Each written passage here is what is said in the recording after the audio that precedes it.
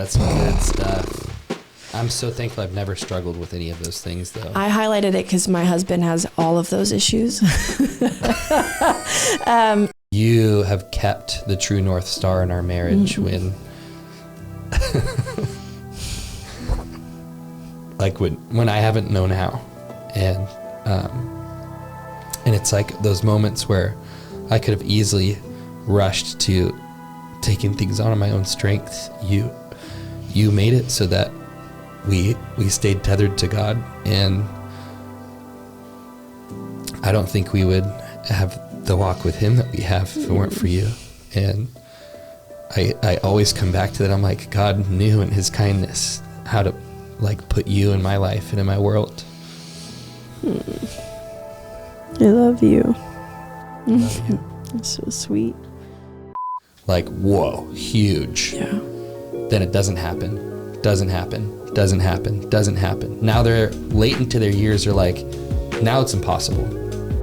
$500 on a date night, even if it's once a week, is going to be way less expensive than your divorce later on for not really enjoying your time together. Yeah, really good. And I just was like, well, I have to submit to that. Yeah.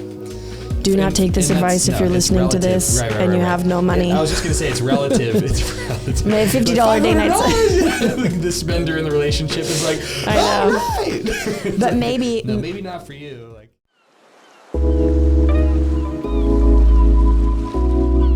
Well, I am excited for today's episode. This is a little different. We're like actually going to be covering a legit question that we got from someone on today's podcast episode. Shall I paraphrase from memory? You shall. It was? Okay, I love this question actually, and I have a lot of empathy and compassion for the person who asked the question. But basically, here was the question: was that okay? So we're a married couple now, but before we were married in the engaged season, so the dating engaged season, life was great. We had a lot of healing. There was like a lot of healing from like past unresolved grief. There was a lot of connection to God. There's a lot of thriving, a lot of connection in the relationship. It kind of seemed like everything was put into place. Dreams were there. They had lots of vision for where they were going. And then all of a sudden they got married, and it was like tragedy kind of hit where lots of health problems, like big health crisis happened in the relationship, failed business. It was like 7 years of this, right? It's from what I remember. It's stuck in careers that they didn't love, sickness, feeling disconnected, feeling like they weren't even themselves, right? They weren't themselves. All their hopes and their dreams that they had for their life felt out of reach.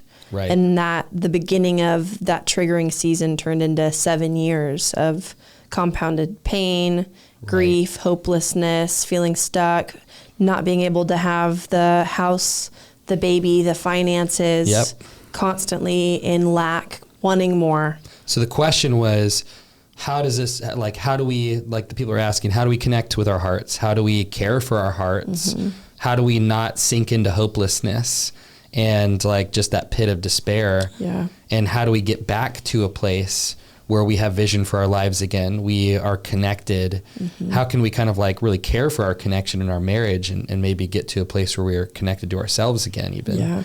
So we're going to answer this question as if we were the couple in these shoes.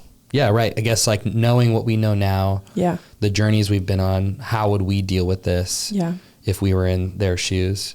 I love this question, honestly. How do you feel about it? Yeah. Well, I feel excited.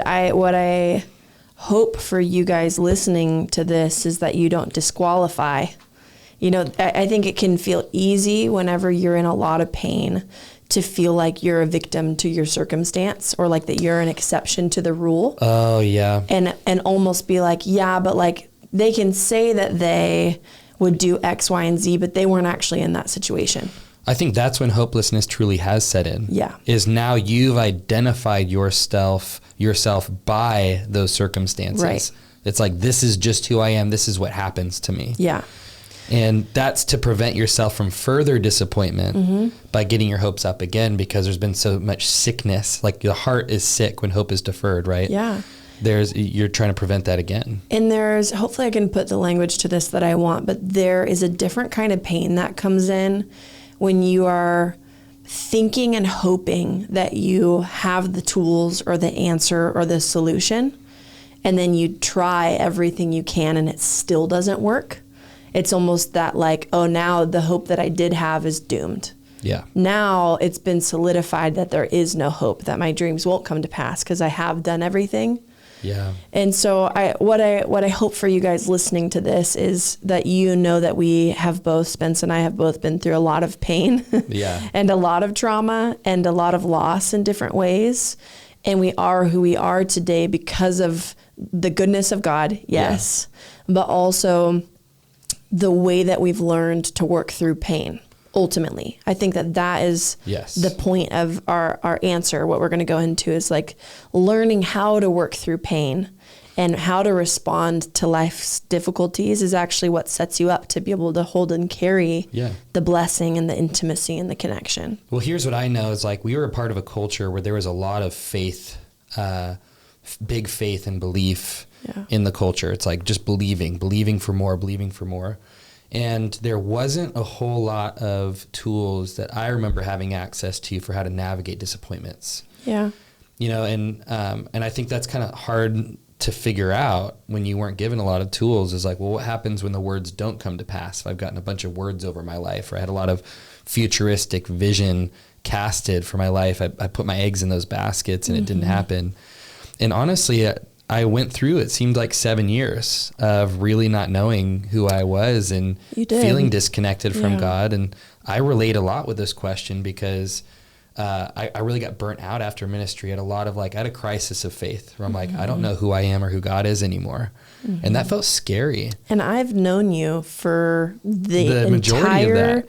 I mean, I think maybe it was a year tops that I didn't know you, where you were in pain, but I actually met you right when you started getting counseling. Yeah, on the precipice of my pain. So I've been there, and I've been a witness for more years in marriage and in dating. And you still chose this beautiful mess. So I've been a spectator of a lot of this. Yeah. And I definitely had my own pain, but I do think there was a lot of pain in watching your suffering.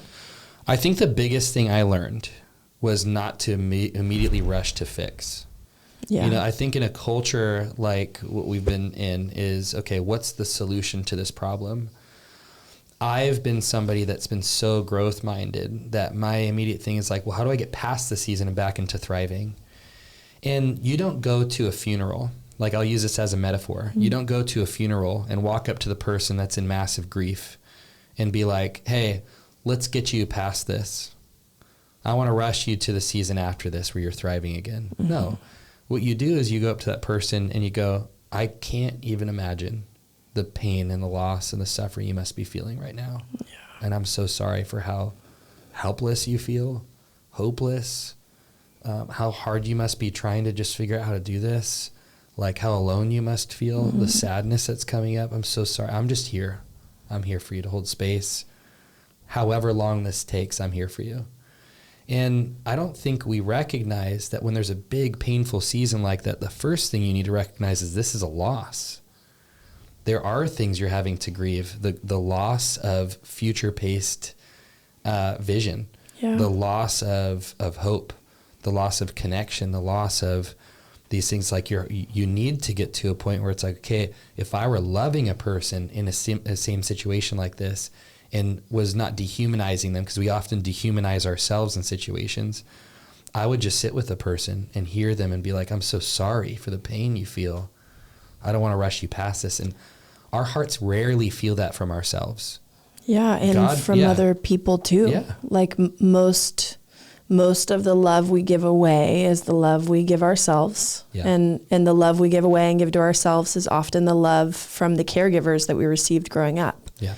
And it creates the lens in which we view God and others and ourselves. Yeah. And if you haven't received on a consistent basis a love that is patient and compassionate and holds space for you and gives you permission to feel and to comfort you in the middle of it, then it's really, really, really hard. And I can say for both of us, it took us at least 5 years and we're still in process and journey to learn how to respond to ourselves in the moment of pain with compassion. Okay, so real quick, just wanted to take a quick second to say that if you're tired of feeling stuck in sadness, disconnect, or feeling powerless to relationship triggers. Maybe you just feel swirly internally and you don't fully feel powerful to work through your emotions, and you really want to be more connected to yourself and to God. We really encourage you to click the link below the description. Yeah, so we have like a full hub of all the courses we've ever created for emotional health, spiritual health. The best thing you could ever do if you have a vision for your life of who you want to be is to get help or mentorship from people that are ahead of you in some specific area. And that's in order to become the person that the loved ones in your life deserve. In this hub called the Alive and Free Collective, we have a monthly coaching call with us, a monthly teaching and Q&A with trusted experts we love, and we have a community of believers on an emotional health journey. And like we said, all the emotional health courses we've offered and a vault of over 50 trainings from the top emotional health leaders giving their best guidance. It's only $47 a month, and you can learn all about that if you click the link below. And if you want to learn how to be a safe leader and coach others and start a life coaching business, you can click the link below as well in the description to learn about our program, Coach Launch. Okay, back to everything that's important. Yeah, I think this is a season where the conditions are not where you expected them to be. Yeah. So you have to identify, well, have I withheld love from myself as those conditions weren't there? And I'd say that's where the pain compounds. Yeah. Because unforeseen events happened. Well, you can't control those, but you can control when you started withholding love from yourself. Yeah. Because of missed expectations. And for those of you who are very disciplined, which I know the people who asked this question have a lot of discipline. Right. It's almost harder for those of you, like I wouldn't say I have a very strong work ethic, and my capacity for discipline is very high in certain areas. Like I'm a hustler in certain areas. Yep. But when things don't work out, I'm not like, I'm going to keep grinding until this works. That's not my trauma response. I'd say that my trauma response See ya. is like, well, I'm going to try something else. Doesn't work, bye. Peace out. And I'll just kind of stop what I'm doing, and then I can be okay with that because I didn't get to observe really amazing work ethic. Yeah. But for you, Spencer, and the people asking this question, and for those of you listening who are very disciplined and believe that you have what it takes, some of you have a harder time because you will keep working and grinding and running yourself into the ground and neglecting yourself and depriving yourself of love and comfort and care and compassion until you achieve the results that you want. And the reason why you do that is because you believe that if you can work hard enough, that you'll be able to achieve X, Y, and Z. And that underlying belief is that these external things that I'm working for and trying to earn will satisfy me, will relieve the pain, will solve my problem. Right. And so it's an illusion, and it's believing a lie that if we have these things, that then we'll feel connected in our marriage. If we have these things, then I'll have time to take care of myself. If we have these things, then I'll spend more time with God. Yeah. Then I'll be fulfilled. Then I'll be satisfied. And actually, when you have those things, if you could even get them, because there are hustlers out there that are billionaires, multimillionaires and billionaires because of their work ethic. And there are a lot of sad, unfulfilled billionaires. So some of you can work so hard and achieve those things. And some of you, I believe the hand of God is over your life, not allowing you to step into that because of his grace, because he doesn't want it to crush you. Yeah. And I think it's in his grace that you have constant running into walls in every single direction. Yeah. Until your heart is finally in the place where you're ready to yield and surrender, where you're ready to let go of. Truly, if I were in this situation, and I've been in this situation in different degrees and extents, I let go of the thing that I'm dreaming about. Yeah. I really do. Like, I let go of needing that thing to satisfy me. I let go of trying to earn or believing for that thing, but it's still holding a tension of like, for example, if I've gotten a prophetic word over my life, or I have this deep knowing in my gut that I'm supposed to be a mother, or that I'm supposed to be an entrepreneur, and it's a dream and desire of my heart. This attention of, I'm going to trust that God put that desire there because he wants to fulfill it. But I'm also not going to put my hope in that being fulfilled. I'm going to put my hope in who Jesus is and truly let that be enough. Like, what does it look like to let go of all of the outcomes, whether they're God desires or not, and figure out what it looks like to fully yield my heart to Jesus. Let me be fully stripped down and raw and vulnerable in his presence and say, God, nothing that I'm doing is even working. Yeah. And I don't want to keep fighting and looking to these external things to like be my solution to my life or the remedy to my pain. I want to find it all in you. Yeah. And like that would be my first priority personally, is like really stripping myself and letting God strip me of needing any of those things. Can I bring up like a biblical parallel to this? So we look at Abraham, right? He was given the promise, like he and Sarah both were given the promise of having a son and being the parents of many, many, many children, like entire nations, right? Said like there's going to be more children than sands on the seashore. Like, whoa, huge. Yeah. Then it doesn't happen.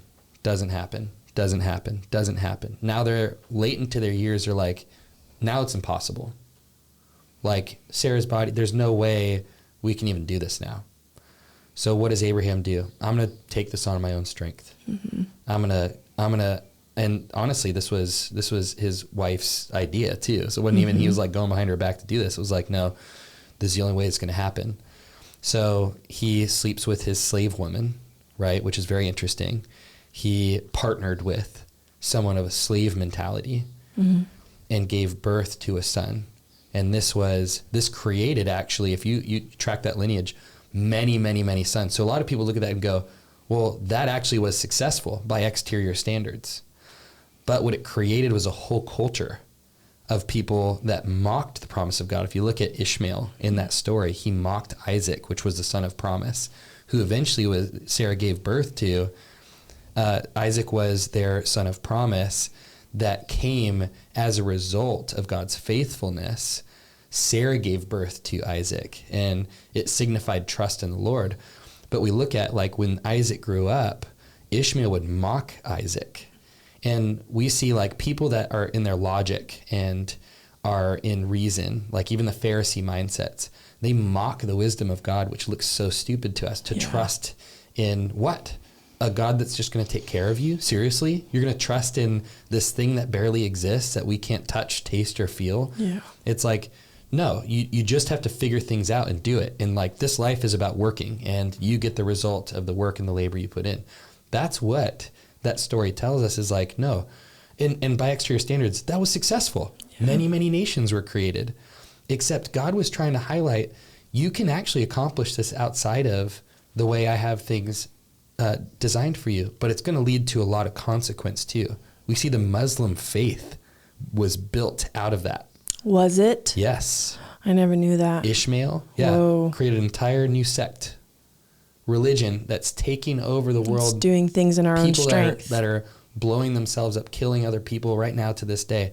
How did that start? Yeah. Religion. Yeah. Religion is a form of godliness, but denying its power and trust in the being. Yeah. It's like you're literally having to take it on your own strength. And it is interesting if you even look at like Abraham, if he would have leaned into the promise of God and trust, he would have just been resting and in relationship with his wife. Yeah. Enjoying intimacy with her, trusting that the fulfillment, like the prophetic word over his life, would be fulfilled through rest and through enjoying connection and intimacy. But he went in his own strength and worked, had sex and toiled with another woman to do things in his own strength to make it happen. Yes. And you look at even that parallel between the two, and it's like resting in God's promise is like you just enjoying intimacy, just like Abraham would have done with his wife. Yes. And here's what I think is even crazier is when Isaac finally does come and they're like, oh my gosh, this is crazy. What does God ask for? Offer him back up to him. Yeah. I'm going to ask you to kill your son, take him up to this place and take his life. And it's like, wait, I waited all this time. You finally gave me the promise. Now you're asking me to put it to death. Yeah. And right at that moment that he goes to kill his son, the angel of the Lord stops his hand. But now Abraham goes, I am now marked with trust. And that is the faithfulness that we are grafted into. Like, he's like, faith is what pleases God. It's because why? He wants a people that are so tethered in connection to him that don't worship the results or the outcomes, that worship him. And I think that's so hard to let go of in our hopelessness, our pain. It's hard not to draw conclusions about the giver when it's been so long. Yeah. We've waited so long. But then those moments, it causes me to ask questions about myself. Like, how badly am I desperate for this thing to be okay? Have I made this my savior? Yeah. And if I can get honest with that aspect, I can go, oh, there's an area I don't trust that God is good, and I don't know how to connect with him. And I've blamed him or created a narrative to have some sense of control over this thing, but I feel out of control. Yeah. I feel scared. I don't know how to connect with God. I feel so disconnected. I feel so scared in myself. I don't know how to connect with myself. Well, now this is true vulnerability coming out.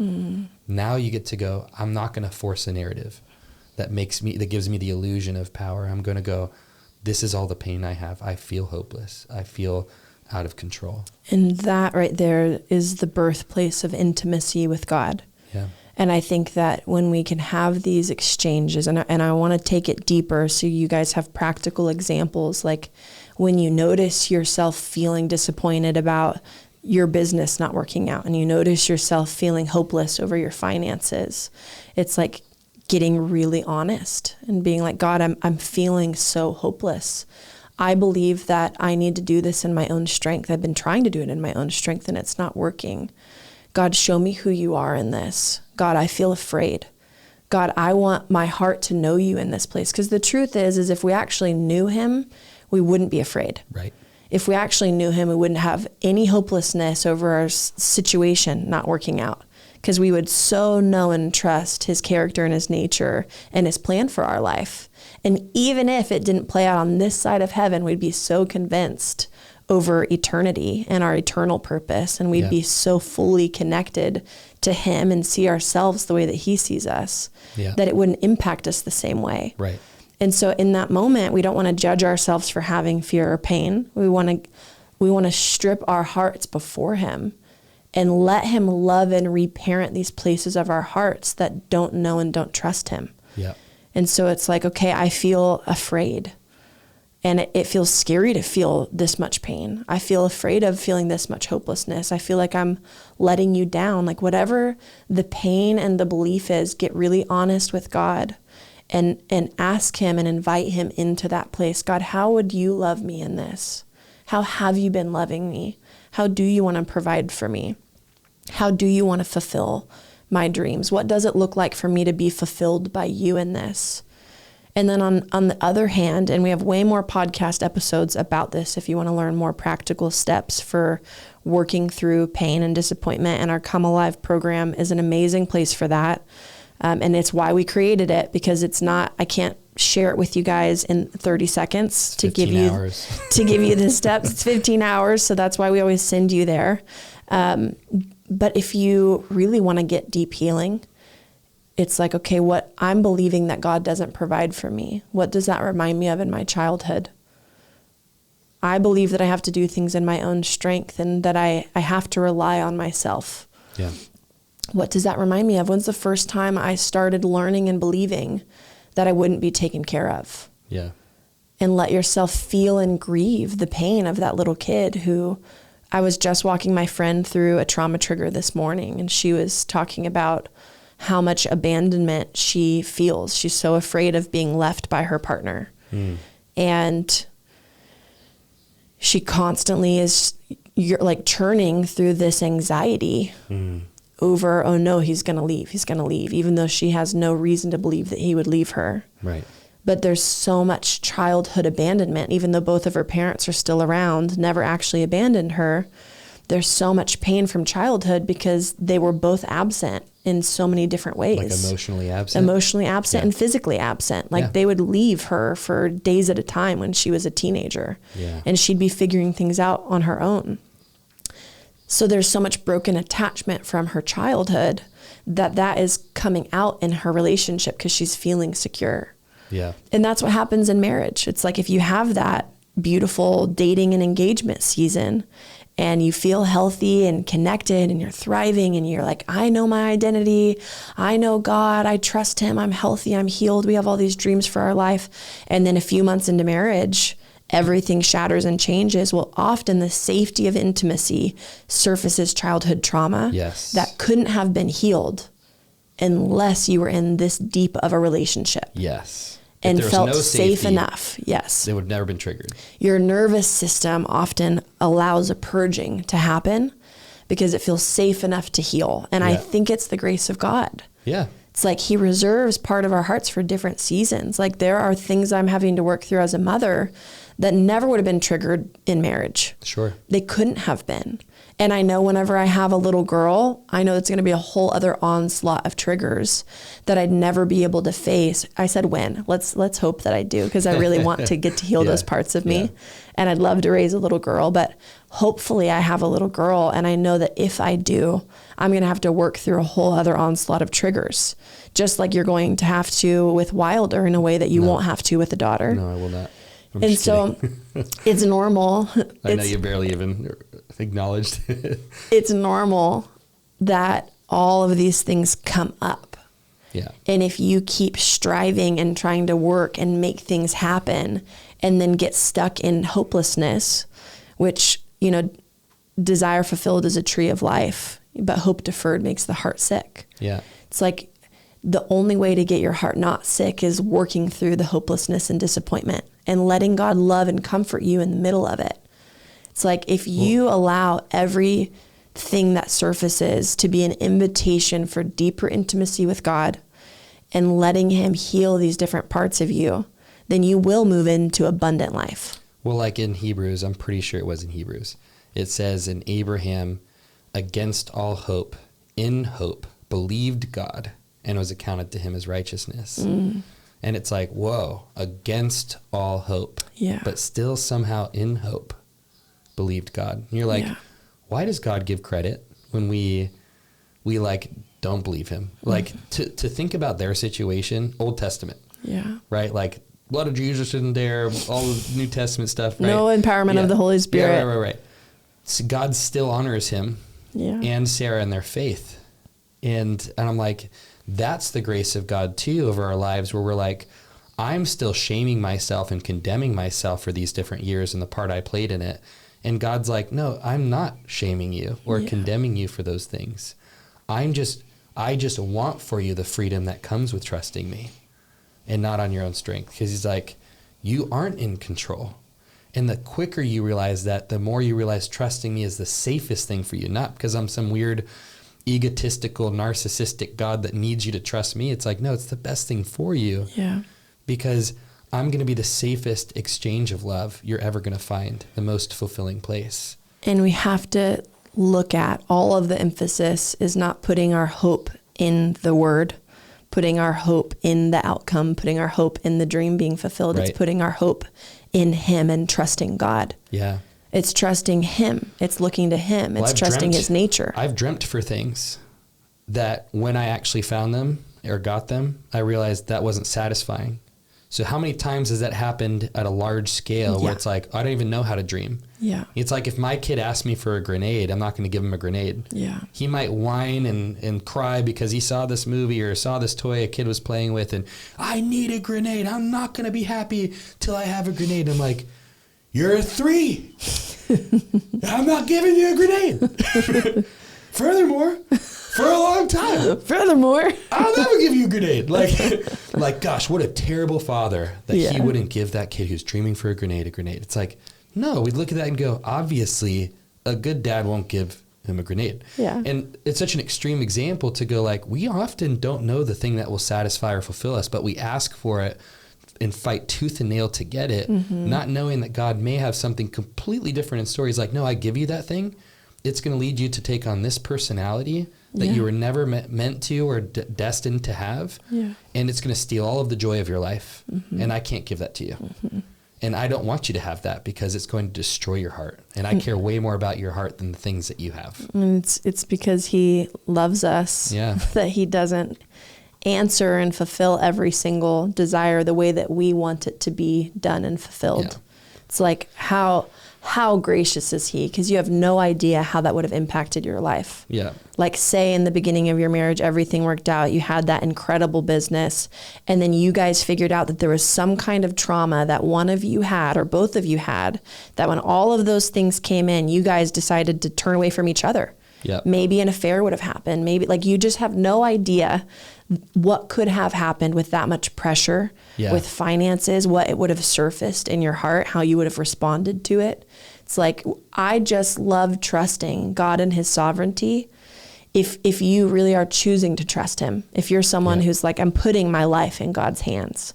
God, your will be done.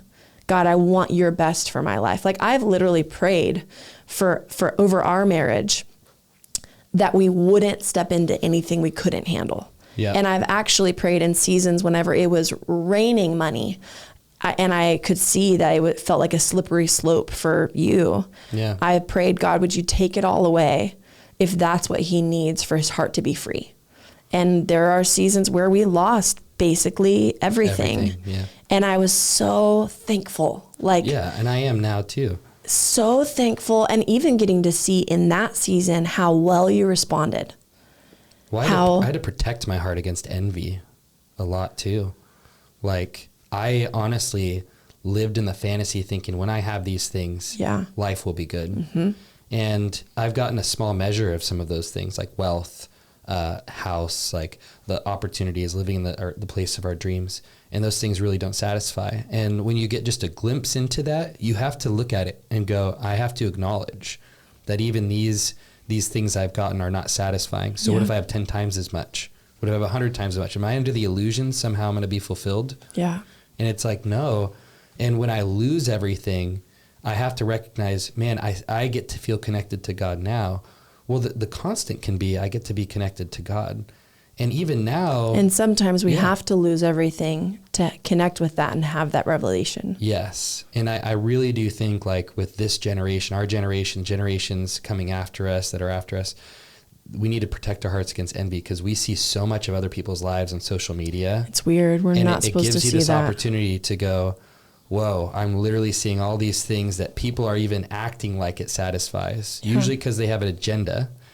You know, these people either want to be worshipped for their things. They want to be seen as a person of authority. But when you have these, I've had conversations behind closed doors with people that say, like, act like they're satisfied on an ad or on camera.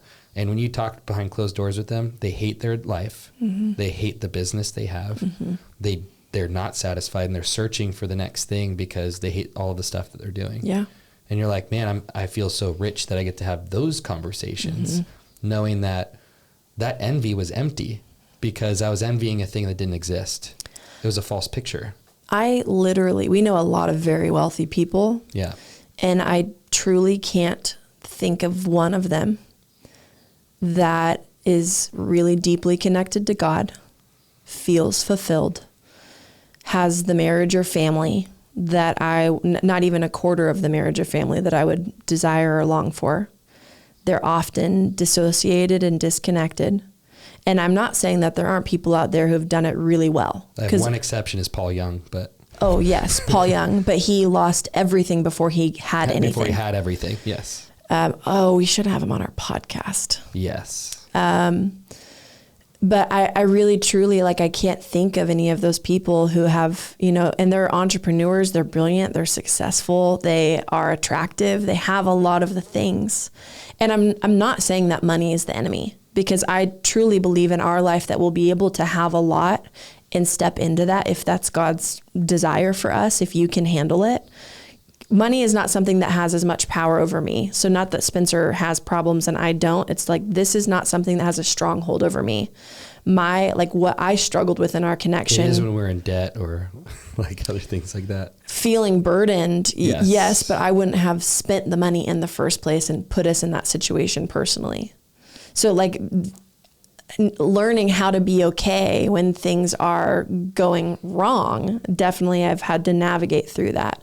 But I'd say the bigger struggle for me isn't trusting God to provide. It feels very easy for me to trust that God's going to provide for us financially and show up and come in and like swoop us up in crazy ways. But I have been so codependently reactive with you. So when Spencer's not okay or triggered over finances, that's what impacts me a lot. Right. And so a lot of my journey has been, which this is normal, like in the curse in the garden, like man was like commanded to go and toil and labor in the land. And then the woman was trying to find her identity in the man, like Adam and Eve. So from the beginning, man tries to find his identity in what he can do, what he can build, and in his work. Yeah. And woman finds her identity in her man. Right. And so my journey has definitely been, what does it look like for me to be able to be okay and connected with God when your behaviors or belief systems or triggers feel like a threat to me? Yeah. So our journeys are very different, but that's not what this podcast is about right now. Yeah. But really just like, if we did step into more, I think I have so much trust in you now that you will choose into humility, that you will choose into trust, that you will face and confront yourself, that you will fight to heal. I don't think that you'll do it perfect every time. I don't have expectation for that, but I also feel like your heart has been so stripped that you're in a posture where God can get a hold of you faster than he would have been able to before the season where you went through that big stripping. Yeah, totally. I think that's accurate. And then I think like this is all kind of the internal stuff that I feel like I would do is like, okay, I want to find out how would I process this if I were alone? I wasn't even in marriage. You know, like, well, I wouldn't even have a person next to me. I'd feel even more alone.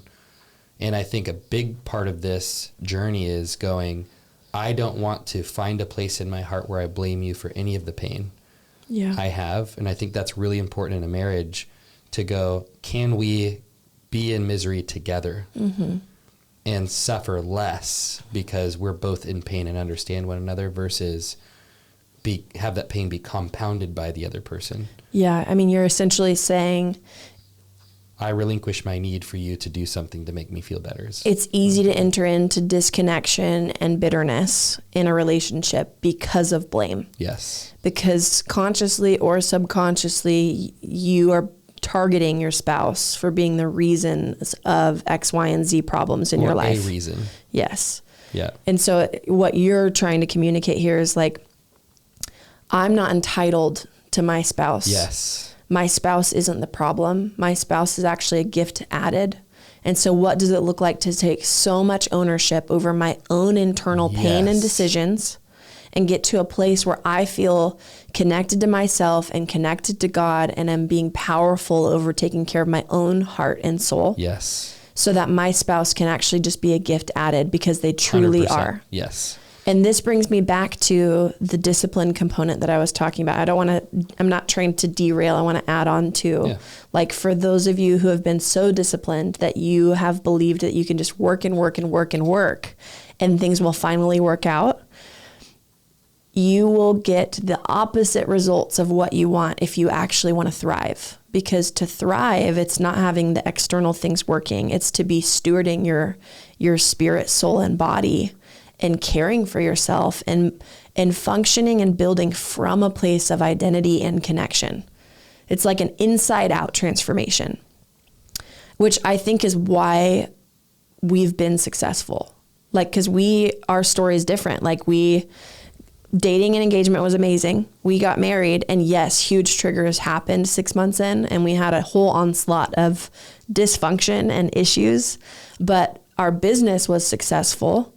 And we had all of these external things that were constantly being added and favor and blessings. And there was a lot of beauty. But the entire time we were actively confronting pain and fighting for healing and working on the inside out. And I do think that's why we've been able to carry the blessings. Yeah. Is because we're constantly facing ourselves and letting God love and heal these parts of our hearts. And I think naturally we're extremists too. So like we're okay making big transitions in our lives. Like let's move. Okay, let's move to Hawaii. You know, like I think there was we're pro-risk facing ourselves. So like I'd say that here's the big things that I know if I were in that season again of like, and what this question was asked, like if I were facing all of that, I would pay for leadership if I couldn't find it in my area. So whether that's like a therapist or someone that knows a life coach and or we'd something, both go into debt to do it. We would do whatever it took to get some sort of help to Outside, work through emotions, get help, validation. Yeah. The other thing would be, okay, let's look at our life. What are all the things that are not a gift in our life? So it's like, I wouldn't rush to these things first, right? What things? External solutions to the problem. But these are things that I know we would do because we're extremists. And I'm like, if in this place, if in this community, if in the work we're doing is not contributing to us being ourselves or connected to God, let's shift all of it. Let's just be willing to toss all of it out the window. Is there anything I'm dependent on that is keeping me in this place, or it's just the same thing? So I want to start removing things that could be contributing to that common denominator. And so it's like being willing to move wherever, accept whatever position, hear God on anything. I was going to say that. Our stuff. Well, pivot in business too. Like, Lord, what do you have for me? Yep. Like, what do you want me to go work somewhere? Do you want me to start a different business? Like, what are you saying over what we're trying to build? Because we've been trying to do something that's not working, and we're going to throw it out. Yes. Even if you give it back, and we're going to be fully reliant on you. Yeah. One of the things Paul said is he's like, when I was talking to Paul Young the other day, he said, young men will have visions, old men will dream dreams. He's like, I used to be a young man, but visions are based on future tripping. And he said, he was like, I don't believe you can vision cast without having some fear involved. And I think old men die to visions because visions kill everything of love's kind. And this is a part of his own beliefs. Yeah. And I'm like, I resonate. I don't know how I feel, but I'm still chewing on the ideas. He said, but old men dream dreams. He's like, dreaming is different. It's from a heart posture. And he said also, dreaming is like, it's accessing a different part of your heart in the process. Yeah. But I was like, oh, I like that. And he was like, the other thing is vision keeps you out of today, and God only has grace for today. So when you're living in the future, but you're here in the present, God doesn't have grace for you. And so you're demanding grace from a God that only has it for today. So good. And I was like, this is so good. So I think a part of this process too is going, well, what's just the next step? Yeah. I'm just ready to take the next step in front of me. And that's what God led us through in this past season. Yeah. Whenever we lost everything, we would just be praying for wisdom. Like, God, do we get rid of the business? Do we start over? Do we, I think we even talked about filing for bankruptcy at one point because we had $1 million of debt, and we were like, okay, like, we have a house and we have cars and we have things we can get rid of. And we would lose those things in a bankruptcy. And we would lose everything. And like, maybe this is like God saying that we could just start over. Like, and we truly, we didn't feel grace on having to get rid of the house, and it didn't make sense to get rid of the cars, at least at that point in time. Yeah. And if God told us to, it would hands would down, but God told us to buy the house right before we lost the business. So we knew that he was on that. But we were like, God, maybe this is you saying that alive and free is dead, and we can like start over and pivot and start something different. And if he would have told us to go work a 9 to 5 somewhere, we would have done it. Yeah. 100%. And God said, keep going one step at a time. That's right. And we both knew that God was saying, stay in alive and free. And so we stayed, and we prayed about taking out another loan, and we felt like there was grace on it. So we took out another loan. Yeah. And we daily sometimes were praying and asking and being reminded by him of just one step at a time. Yeah. And then I remember him showing me visions about the way he was pruning alive and free and pruning us. And he had cut everything back, and we lost almost all of our employees. And he wanted new growth and new life for us. Yeah. And it would have felt, I remember when we had $20,000 of debt in the beginning of our marriage. Oh, yeah, yeah. And it felt like so much money, and it felt like such a burden. How are we gonna get out of this? And I've like longed for us to have a savings account. We've never really had a savings account. Like we did until we put it all down on our house. Yes, but like we made all that money in a couple of months, realistically. We have never had a long term. It was over the course of a year. Okay. I'm hearing you. But we would also spend from it. Like we've never been structured with our finances. That's fair. Agree to disagree? I mean, I think the way we lived before we bought our house, we didn't need to be structured because we had so much excess. So what you're saying is that I'm right. Right. We had so much excess. We do view finances very differently. Neither one of us are structured people, so I would say that's more of an accurate statement. But I have always had a tendency to be more structured in finances personally. Even though I never had money, the little that I had, I always had a stash. You had your structured pennies. Yes. You structured your pennies into structures. I was a dental assistant making $17 an hour, and I always had a savings. I rarely ate out. I always had more than enough and had a strategy and a plan because of how much lack mentality I had from childhood. So I was really structured with finances. And then I met you and you were like, let's eat out. Let's buy a movie every single night on Amazon Prime. Let's have alcohol and never think about how much money we're spending when we're buying a $20 cocktail. And I just was like enjoying the abundance for a long time. And I still do. I still really love that part of you. But there's another big part of me that's like, but we could have a safety net and it'd be so nice.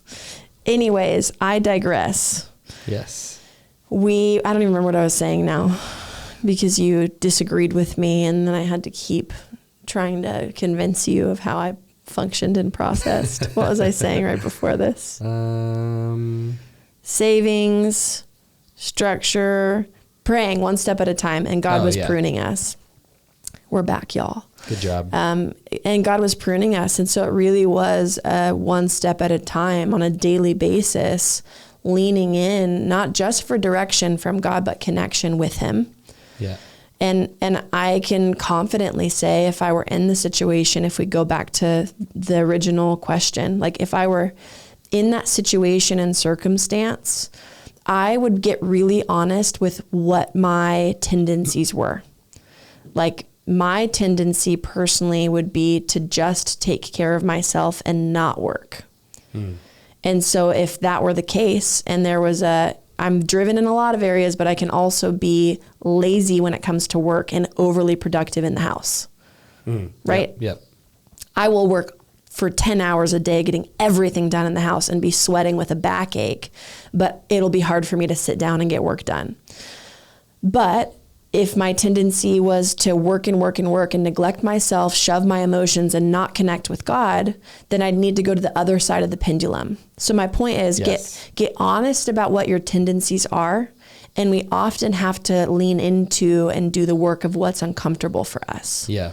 So if that tendency was, I'm going to work and strive and abandon my own heart and not make space to feel, then what does it look like to structure a 2-hour block every day where you just sit and feel and process through pain and take care of your heart? Start with smaller blocks if that feels like crazy. We would be extreme, personally. We would be extreme for sure. And you can't whenever you have kids, but if you guys are listening to this and you don't have kids, take advantage because you might think that you have a lot going on right now and it is just wildly different with a kid. It's true.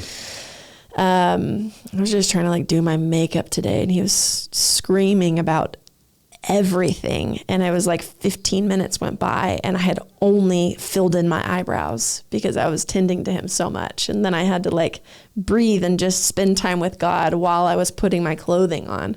But yeah, it's paying attention to your tendencies and trusting that God can meet you and pull you into more of the balance that you need. If you are someone that struggles, maybe you have analysis paralysis and you freeze up or you avoid work or you get lazy and you check out and you're Netflixing and chilling, or you're just sitting around journaling all day long, connecting to God in your heart, but you're never actually carving out those new neural pathways of I'm going to sit down and work and dream with God. And I'm going to commit to a 5-hour work day where I'm actually intentionally building and planning and being structured and being disciplined. Maybe you have a tendency, maybe you're in a financial hardship and you have a tendency to keep on spending. We really reeled it in when we went through hardship. I remember you still wanted to spend in different ways. And it just was babe, we need to fully reel it in right now. And we had a long season where we didn't eat out, where we didn't have alcohol, where we were everything was budgeted. And it's what's crazy is we had a month where we profited 430 grand in 1 month, paid off a huge portion of debt. And then we were like, no, but we're going to have to pay off like 30 grand. It was like 35,000 a month in debt. Yeah. Just debt payments. Yep. 35,000 a month for a while until $1 million was paid off. And somehow we did it, but we had to cut a lot. And we still had tons of personal debts apart from the $1 million in business debt. Right. Because of our home renovations and new debts that were still piling up. So there was there was so much happening, but the point is like being aware of your tendencies and not making excuses for them and not settling in it, but going to the other side of the pendulum and fighting for growth. And not abandoning yourself in those tendencies either, where you're like casting judgments, casting blame, or accusation towards yourself. Yeah. I think a lot of people do that. Like, I was so stupid. I can't believe I did that. Like, right. It's like, you need actually love and compassion partnered with guidance. So that comes back to compassion, which was your first thing of like allowing yourself to feel and be met with compassion in it. Yeah. Because we, even in hindsight, like we bought this house and it was $1.565 million and it felt like so much money, but we felt God on it. And it was listed at 1.8. And had we not listened to that and bought it, we definitely would have spent all of our savings on trying to save the business. Yeah. And because we listened to God and actually bought the house, which thank God for the gift and blessing this was, like our home has increased in value exponentially. And we've had more than enough that's come in, even though it's taken a couple of years to be paying off these debts. Like the sovereignty of God has worked out in all of it. There's a lot of equity and savings that we have because yes. And it's not in our pocket, sadly, but like we have so many options now. And I truly do. I look at like we really leaned into the Lord in that season. And I'm so thankful that we trusted his leadership. And I'm so thankful for his divine wisdom and leadership in these moments. But we kept feeling and working through the pain and leaning into him as we were navigating it. And I think that that's been the thing that has really allowed us to stay connected to him and ourselves and to each other throughout the last several years of hardship. Yeah. Yeah. And I don't want to forget like the reason why I brought up that the decision we made over the house and like feeling thankful for God's hand in it is because I felt so stupid for us buying this house. And I felt so stupid for how expensive our cars are. And I, in hindsight, like looked at so many areas where I trusted you to lead us in finances. Sorry, this is going to sound blamey at first. We'll get there. Most likely is. But where I really trusted you to lead us in finances. And though you have so many gifts in the way that you function, you also have weaknesses, just like I have gifts and weaknesses too. Yeah. And I looked back at, wow, we made so many decisions that were so wasteful. And I felt a lot of self-judgment and shame for myself for not having better boundaries, for not holding my ground more, for not spending time like having a voice and having you respect it, and like us being more frugal and budgeted and having savings. Like, and then I had a lot of blame towards you internally of like, he's the one who chose this and I just trusted him. And like, why would I put my trust in him to lead us? And like, I never like actually asked him for more clarity. I just blindly trusted. So like self-blame and then blame towards you. And I really had to, like now I have hindsight where it's like we paid off all the debt. Our home has doubled in value. Like we're in the clear now. And though we're still not in the position we thought we'd be in, everything is good and we feel taken care of and provided for. Yeah. And I have that, 2020 clarity now, but in the moment it was like, everything felt out of control. Yeah. That's what it was. Like so out of control and I had so much blame and I felt dumb. I felt like we're idiots. We should have done that way differently. Yeah. And I really had to lean into self-compassion for myself and then be able to, after that, extend it to you of like, oh yeah, but I actually didn't know any better. And if I would have tried to do things differently in our marriage with, financial decision making, like I would have been focusing more on money and less about just our connection. And our connection needs to be the most important all the time. And you needed to learn those lessons for yourself. And had I intervened and been more controlling, which I wanted to be to protect us from the painful situation we were in, I would have hurt our connection. And you would never have been able to learn that lesson because I would have enabled you by my control, by my fear, by my anxiety of the unknown. Like, we wouldn't have been able to learn, and you wouldn't have gotten the same level of freedom that you got from losing it all if I would have tried to protect us from that. True. Well, like, I'm also looking at, for an entire year and a half, we had a very expensive financial advisor that we had already paid for early on, like very expensive, you know. And I mean, Ryan, if you're listening to this, you are very, very expensive. And he does listen to these because he loves us. So hi, we're so thankful for you. But he really helped us navigate finances on a very granular level and met with us often. And even he said, hey, you know, decreasing expenses in some of these other areas is negligible. He's like, so you decrease $1,000 a month here and you're able to, he's like, that's not going to put a big dent in and everything. Here I am scrolling through our $3 subscriptions, like trying to get rid of everything. And I would be literally like trying to sell things on Facebook Marketplace and make like $30 and I'm spending all this time and it's not chipping away at anything bigger picture. Well, this is why too, when I have some pushback when it's like, I know. You spend That's too why much I'm things sharing. like that. And I go, yeah, but I submitted to someone that said, no, spend $500 on your date nights. You know, get the good bottle of wine. The connection that it brought for us in that season was so nice. We had a respite from all the worry and anxiety that we constantly we're like having to navigate through and give back to God and work through triggers. What he said is your $500 on a date night, even if it's once a week, is going to be way less expensive than your divorce later on for not really enjoying your time together. Yeah, really good. And I just was like, well, I have to submit to that. Yeah.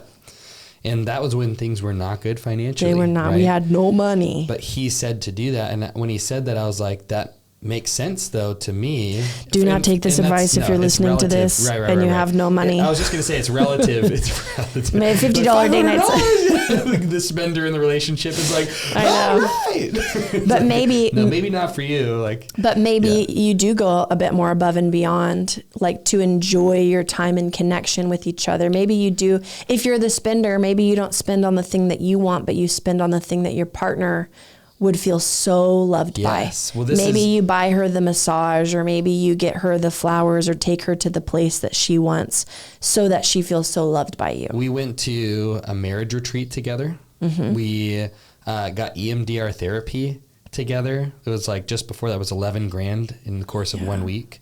Now we're extremists and our budget was way different than most people, right? So I have to acknowledge that. But at the same time, we always prioritized a portion of our expenses towards receiving help. Always, and every week. We never did not have counseling and coaching therapy during that time. Yeah. It's not even a negotiable in a season like that. Okay, we're in debts. I'm going to get leadership. Yeah. We still met with Dwayne too over business stuff at the time. We brought an outside counsel from anywhere we could find it to still receive input and go, I don't want to be blind to any blind spots in my life. And I think that was something that was so, it was like a safety measure. And it's like, they're not my God voice, but they were voices that I wanted to hear. And it says that in Proverbs, there's a safety in a multitude of counselors. Yeah.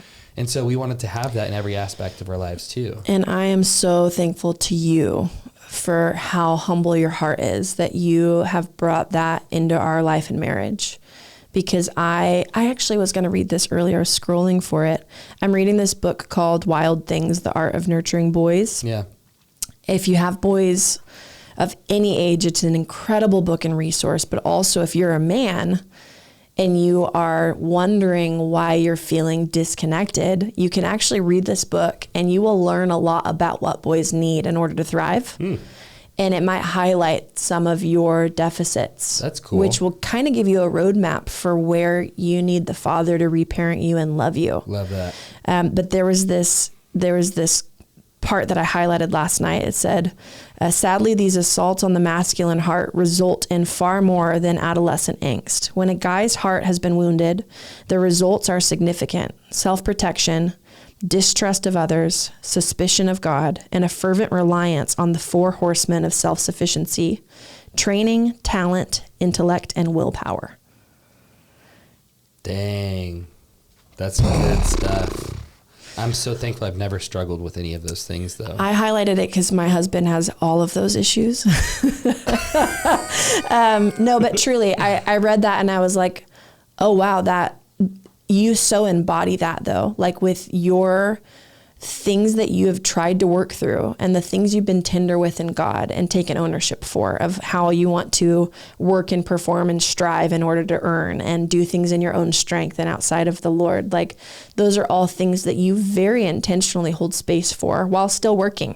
You're like, I want to let go of my need for this and trust the Lord to provide, but I'm also still going to build, but I don't want to do it in self-reliance, and I want to have God's vision and not my own vision for what I'm building. Right. But I digress. The point that I wanted to say is I'm so thankful for your humility, because I too had so much self-reliance, which reminded me of that book.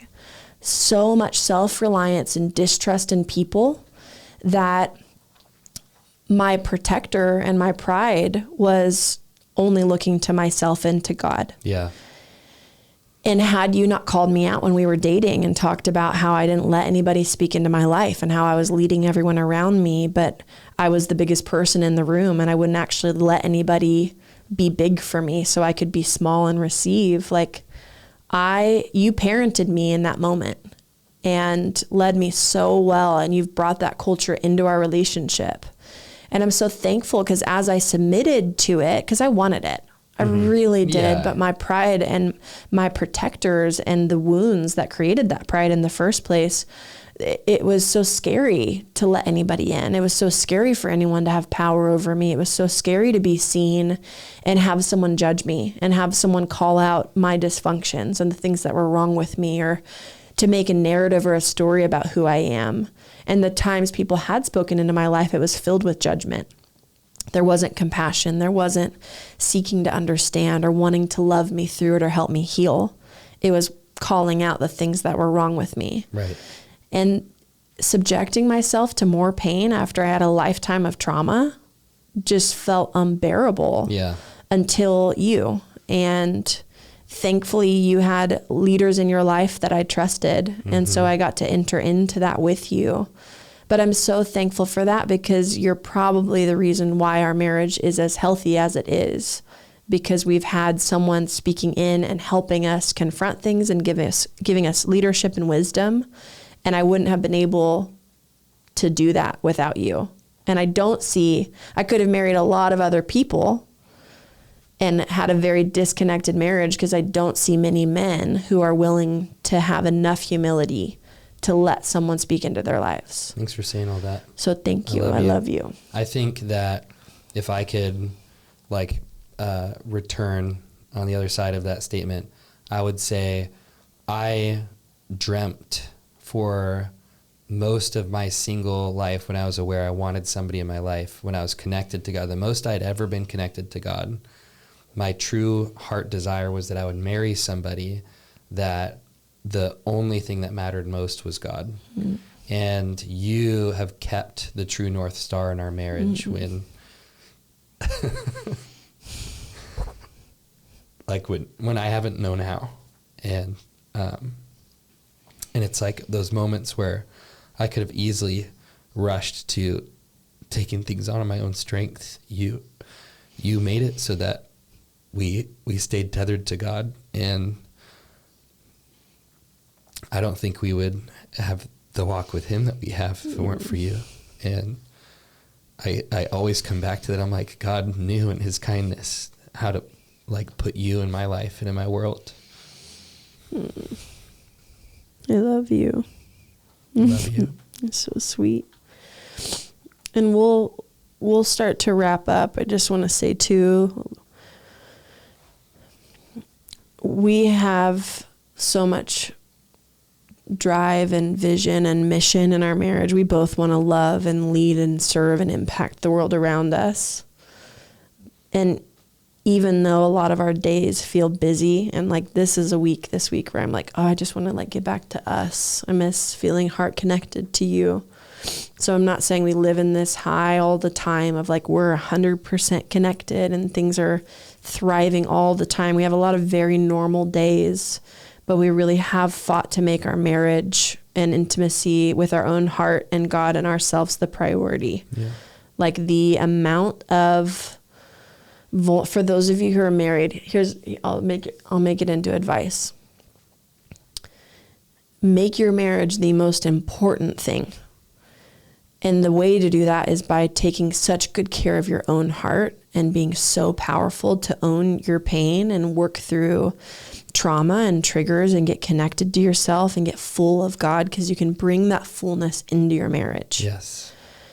Like fight for intimacy with each other. Like I can't tell you, we have heart conversations and like we're vulnerable with each other on a daily basis. Yeah. Truly. We're honest with each other on a daily basis.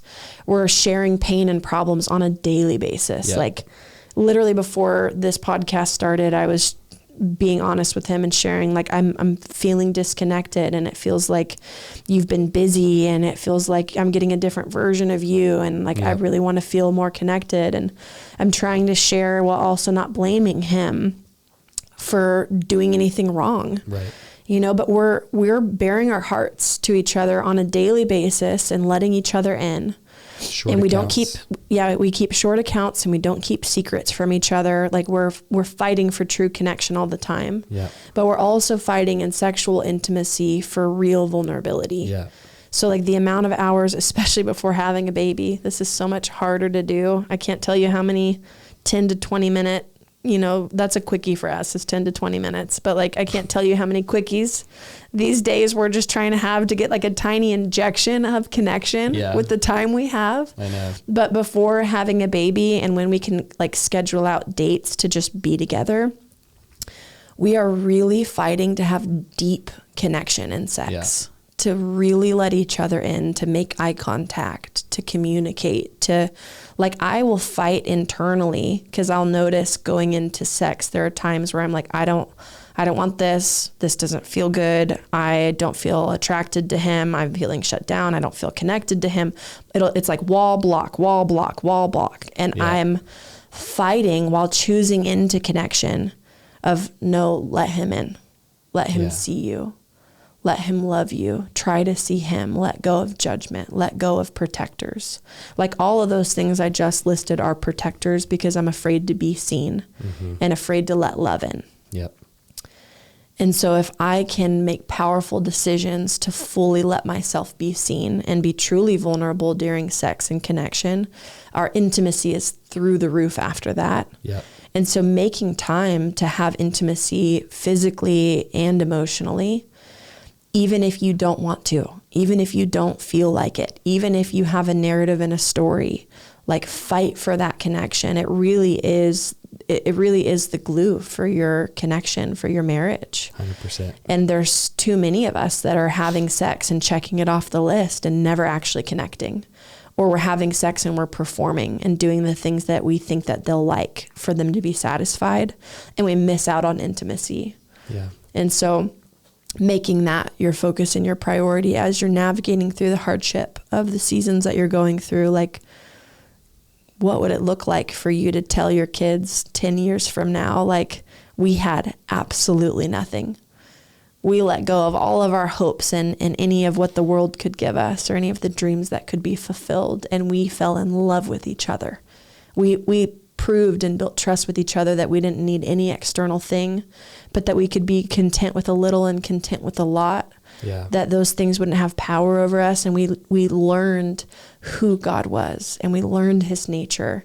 And that's why you kids are living in so much blessing and abundance. Yeah. Is because the work that God did in our hearts in that season. I would way rather give those riches and wealth to my children than millions of dollars. Yeah. Of time, connection, intimacy, them getting to see how free you are, how connected and full of God you are.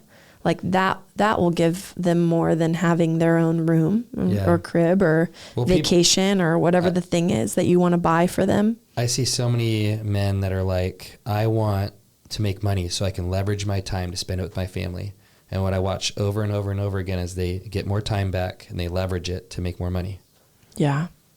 because the bar always raises. And that's why you have to prioritize time, connection, and attention, and the things that matter most now. Yeah. Just like with tithing, right? It's more, it's difficult. We're talking about this, having more and more conversations around giving.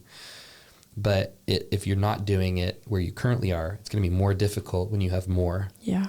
It's going to be more difficult to give. So it's like prioritizing the things that are most important now, and then it will grow as you continue to have value for those things. Yeah. So anyways, I thought this was a fun discussion. It was a great question that brought out stuff that allowed us to connect, which was super fun. Yeah. In cool ways. Yeah. If this was a good conversation for you guys and you got a lot out of it, obviously we'd love to have a rating review from you, just to hear feedback. Like, what do you like about it? What are you enjoying about this? If you guys want to comment on the actual YouTube video itself, we'd love to hear from you guys, like things that resonated with you, things that were highlighted for you if you watched the full episode. Because I think it's just fun getting to interact with y'all.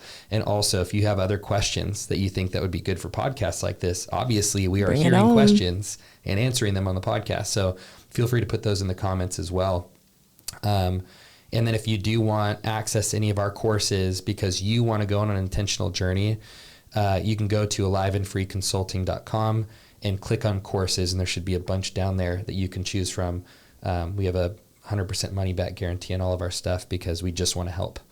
And they'll also be linked below. Yep. Love you guys. Love you guys. See you on the next episode. Bye. Later.